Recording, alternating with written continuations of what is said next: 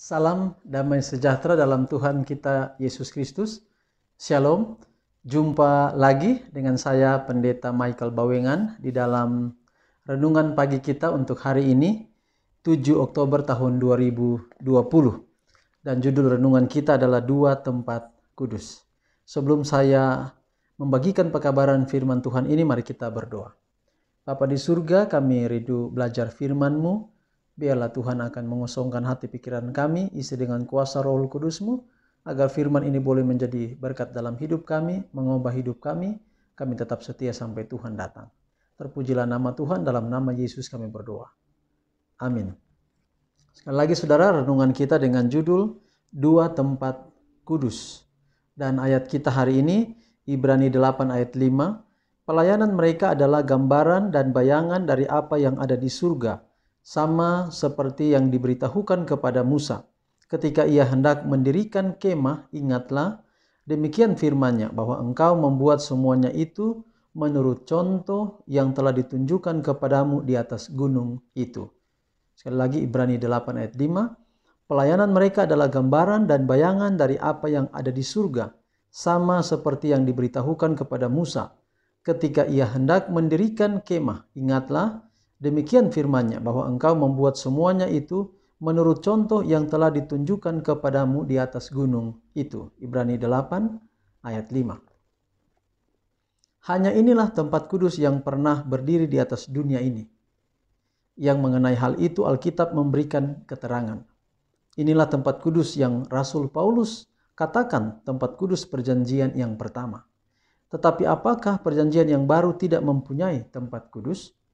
Kembali membuka buku Ibrani, para pencari kebenaran menemukan bahwa keberadaan tempat kudus yang kedua atau tempat kudus perjanjian yang baru tercantum dalam kata-kata Rasul Paulus yang telah dikutip.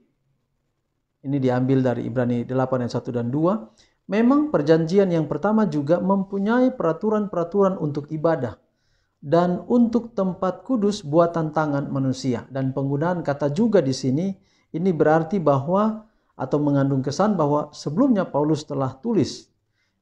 Dan selanjutnya ayat 2, inti segala yang kita bicarakan itu ialah kita mempunyai imam besar yang demikian, yang duduk di sebelah kanan tahta yang maha besar di surga dan yang melayani ibadah di tempat kudus, yaitu di dalam kemah sejati yang didirikan oleh Tuhan, bukan oleh manusia. Disinilah dinyatakan tempat kudus perjanjian baru.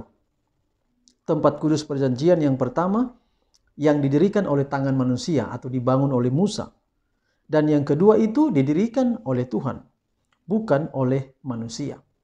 Di dalam tempat kudus perjanjian yang pertama, imam-imam dunia menjalankan upacara-upacara. Sedangkan pada tempat kudus perjanjian yang baru, Kristus adalah imam besar kita melayani di sebelah kanan Allah.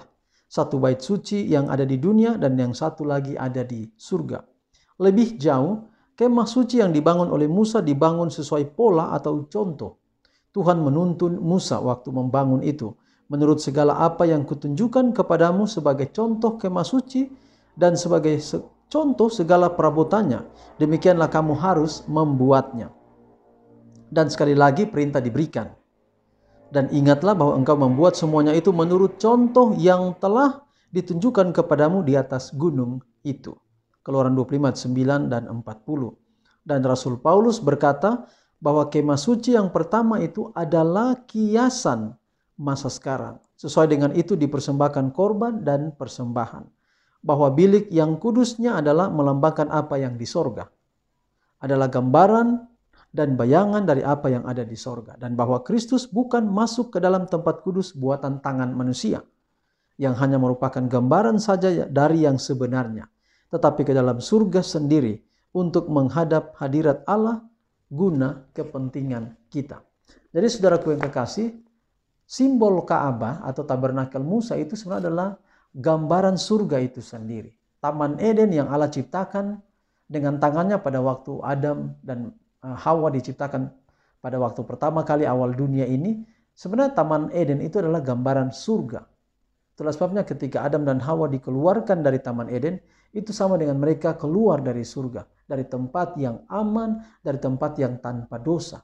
Itulah sebabnya saudara sebenarnya Kenapa kita harus rindu pulang ke surga? Karena kita akan pulang ke tempat yang Tuhan ciptakan itu, yaitu Taman Eden. Memang kita belum masuk ke Taman Eden, belum pulang ke surga. Tapi imam besar kita sudah mewakili kita di sana. Jadi dia sudah masuk lebih dulu di sana, dan bahwa kita semua akan dibawa pulang ke dalam kerajaan surga. Saudaraku yang kekasih, tentu ini merupakan pekabaran yang sungguh ajaib, sungguh luar biasa dalam kehidupan kita untuk hari ini. Baiklah mari kita tetap setia, dan biarlah kita selalu rindu untuk pulang ke rumah yang Tuhan sediakan bagi kita. Tuhan memberkati kita semua. Baik, pada pagi ini saya tidak akan tutup dalam doa ibadah ini, tapi saya persilakan saudara-saudara akan berdoa di keluarga atau pribadi masing-masing, dan jangan lupa kita saling mendoakan agar kita semua selalu dikuatkan sampai Yesus datang pada kali kedua. Sampai jumpa pada ibadah kita besok. Shalom.